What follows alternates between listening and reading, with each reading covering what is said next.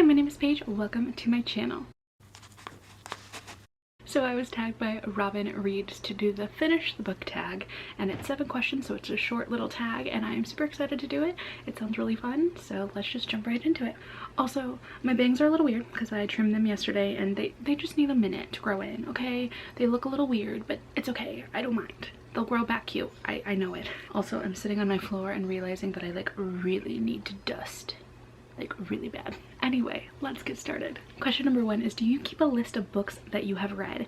And yes, I do, but I have not always. So when I found BookTube even existed in 2020, that is when I created a Goodreads.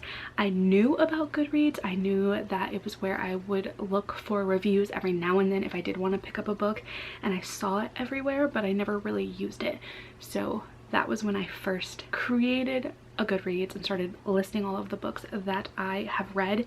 And then I would say end of 2020 is when I started to create Excel sheets to track all of my books that way. So I have been using an Excel sheet ever since to keep a list of all the books that I have read, but I don't have a list of books that I've read like prior to 2020. I just kind of guessed on the books that I remember reading. Question number 2 is, if you record stats, what kind of stats do you record? So the ones that I like consistently track is star ratings, as well as if it's an own voices book and the genre. So I've always done those ones, but I recently downloaded G's Copile whole Excel sheet, and that tracks if it's a beginning of the series, if it's continuing the series, if it's an author you've never read from before, if it was a translated work. It has so much in it that I just plug away every time I read a book, and that's all of the stuff that I've been tracking on that sheet. I think next year, if I use it again, I'll probably track a few more things. It also tracks like publication year, number of pages read, audiobook hours listened to.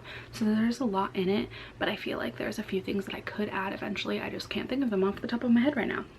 Number 3 is, do you give star ratings? If so, what do you score books out of, and how do you come about this score?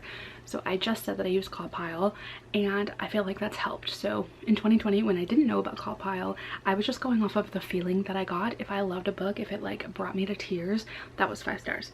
4 stars were like, I liked it, but it didn't make me cry. 3 stars were like, I could have done without the book.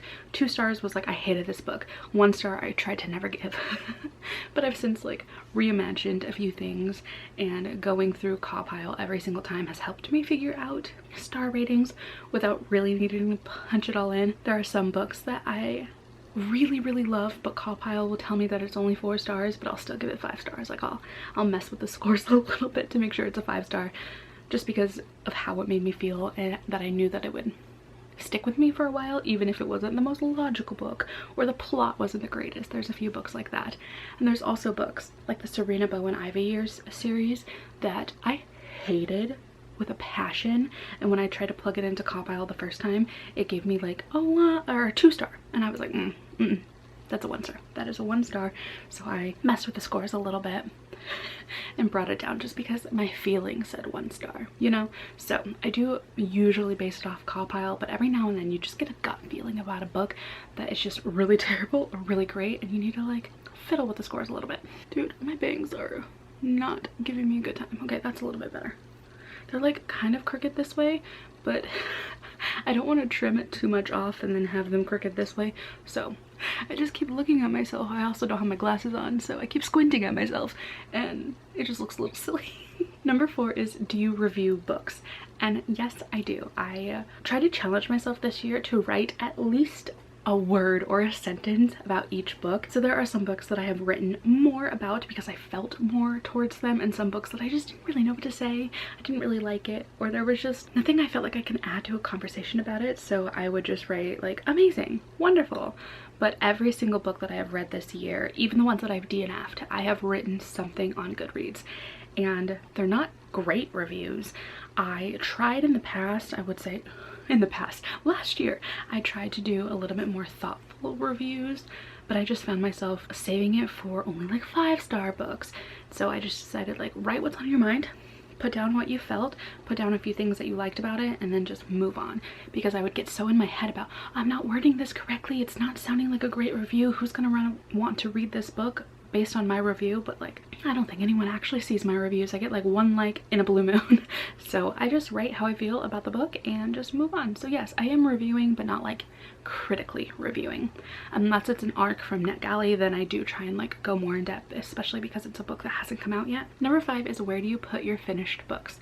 So this shelf back here is my TBR shelf, and then there's a shelf in front of me in the other part of my room that is all of the books that I have already read. And I think I've shown that shelf before. I need to do an updated like organizing of that shelf, but that is where all of my read books have gone and go.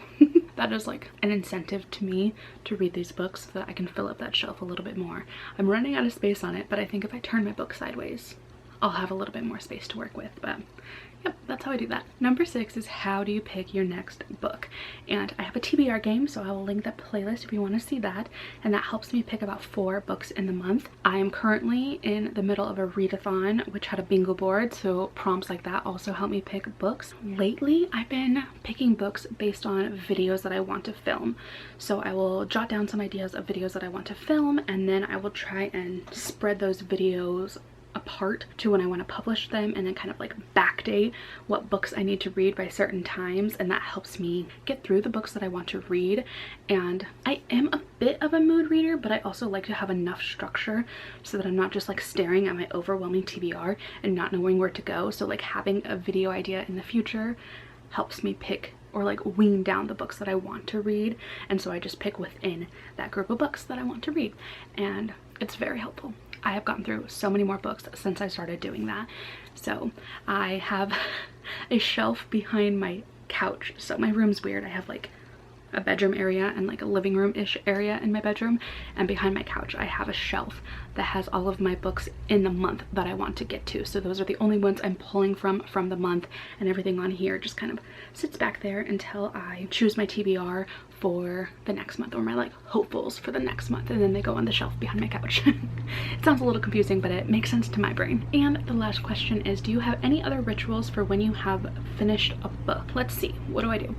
When I finish a book, I usually plug it into Cawpile first, and then I write the review on Goodreads, and then I try and update my bullet journal with checking off my list of my TBR prompts. That's not the word. My list of TBR books that is in my journal. I try and check those off, and then if I have it in my spread for that month, I will give it a star rating in there, and then it'll finally go onto my finished shelf. And yeah, I would say those are my steps for that.